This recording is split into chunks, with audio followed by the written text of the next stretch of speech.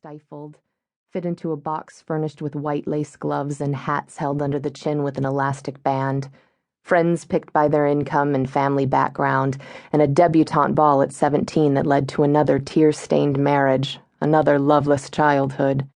"Please put the knit hat on Sharon, wrap her in her down blanket, and bring her to me.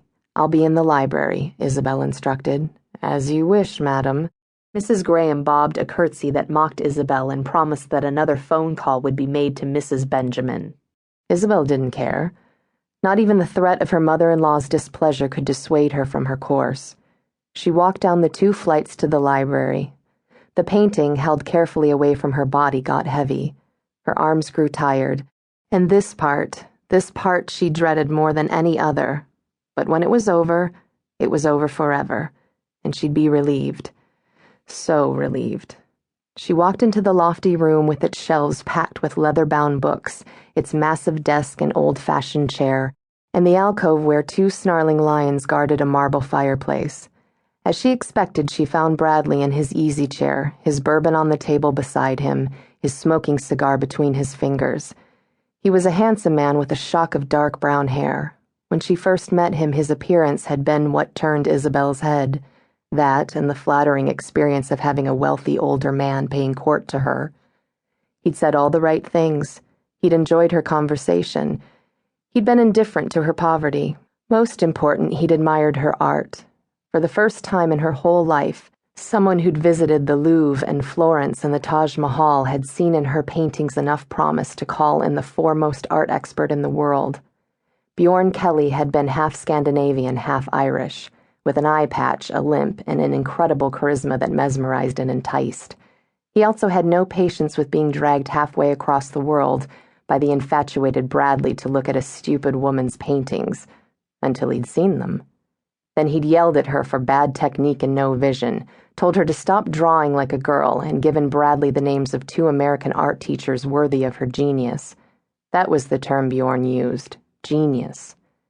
When Isabel remembered that moment and how her love for Bradley had swept through her heart, she wanted to break the painting she held over his stubborn, handsome head. Instead, she walked with firm footsteps across the library, no more tiptoeing around, and leaned the painting against the fireplace facing him. As if stung, he half rose from his chair. "What the hell is that? Some kind of cruel going-away present?" "It's a gesture of my appreciation, Bradley. Without you, I would never have been able to create a painting like this." She dragged the wooden chair away from the desk and over to the fireplace. "Without me and that damned Kelly." Bradley's lips were so stiff they hardly moved as he spoke. "Yes, damned Kelly helped me too." "Don't be smart with me," Bradley snapped. Isabel looked him right in the eyes. Or what? The silence between them grew and seethed until Mrs. Graham bustled in, breaking the spell. "Sharon is still asleep," she said, her tone making it clear that she didn't expect the condition to continue and that it was all Isabel's fault. Mrs. Graham was an officious, judgmental woman who for 30 years had served the best Southern families and fancied herself above Bradley Benjamin's upstart wife.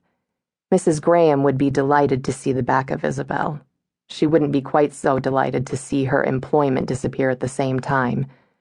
"Wait there," Isabel told her. "I'll take the baby when I'm done." She stood on the seat and lifted the old painting off the hook. She stepped down, walked over to the bookshelves and placed it there. Picking up her painting, she stepped on the chair again. It rocked under the weight of her and the heavy canvas. Bradley surged to his feet, caught her waist, and balanced her. The 2 of them stood motionless, joined by the sensation of touch and all the old feelings, lust, fury, pain, so much pain. Then Bradley stepped away and wiped his palms on his pants. The insult broke what was left of her heart, and she almost doubled over. But she couldn't lie to herself. She had known what would happen when he accused, and she acceded. Her hands trembled as she placed the wire over the hooks. She straightened the painting as well as she could and asked, "Is it level?" "Yes." His voice was gruff. "I'm leaving you my best work." "You're a damned whore." He rejected her with his voice, with his words, with his stance and his accusing gaze. Mrs. Graham inhaled with shock. "I know." Isabel looked down at him. "But I won't contest a divorce or..."